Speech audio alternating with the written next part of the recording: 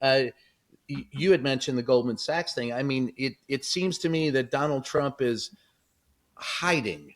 Now, a lot of people say it's for physical reasons, but I can't get past the political reasons. As a good friend of ours said yesterday, it was so nice not to hear his voice for a day.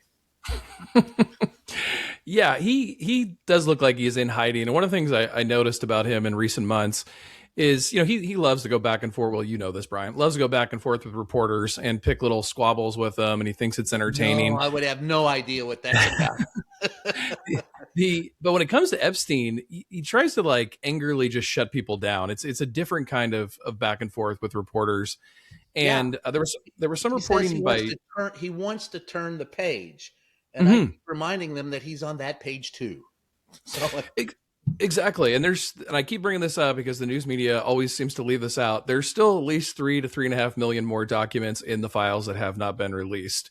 And it's highly likely that Trump is implicated in there. But on top of that, Marjorie Taylor Greene claims that when Trump called her to the White House to beg her not to vote in favor of releasing the files, that one of the reasons he gave was it's going to get my friends in trouble. So I think even if we don't know about any crimes with Trump, his associations, I think, are enough to put some heat on him. And I've been going through the files. In addition to the sex crimes and sex trafficking, there's implications of like insider trading, implications of bribes, all kind of pay for play type stuff in there, and not with Donald Trump per se yet, but but supplying just information to Russia as well.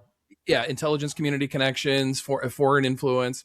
So there's a lot of damning stuff in there. Trump could be in there for a multitude of things. I think that's why he wants to avoid it. And even if it's not him directly, it's people he's associated with are implicated in as well. And so I think that's why you see Trump trying to beg this to go away. But God bless Thomas Massie and Ro Khanna. They continue to push the envelope here, with even Khanna reading supposedly for the alleged co-conspirators on the congressional floor. I hope more Congress people will go in and do that. Read what's in the files, read it on the congressional floor. The only really power play they have left, if Congress people started doing that, is for the speaker, because you can't get in trouble legally speaking for reading on the floor, Mark, right?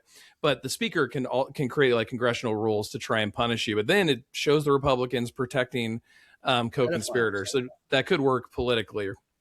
Yeah, well, as Massey says, he votes with 91% of the time. He votes with Donald Trump. He just doesn't want to start wars, screw up the economy, or support pedophiles. And for that, he's vilified by Trump, and they're trying to run someone against him in Oldham County, Kentucky, against him. And my sister lives there, by the way, and she says Massey's got it in a heartbeat that nobody likes the bastard that Donald Trump is supporting, and he's a bigger crook than Trump. So, or as she calls him, the bigger asshole. But Mark, Epstein is all yours. So, as Nolan was describing, there's still not just how many files were released, which is just taking, people forever to go through, even with AI tools and search tools and things like that, which, as a side reference, I will bring us back in time to whose name I just forgot. Oh my God. You're having a senior moment? Ed Snowden. Oh God, that was so bad. Ed Snowden. And Yeah. why do I bring up Ed Snowden? Because Ed Snowden released almost 2 million pages of documents. Yeah. And I was saying back at that time how irresponsible that was, because there was no way in hell he knew what was in the contents. That he just released it, stole it, released it to journalists, and the journalists just started to use it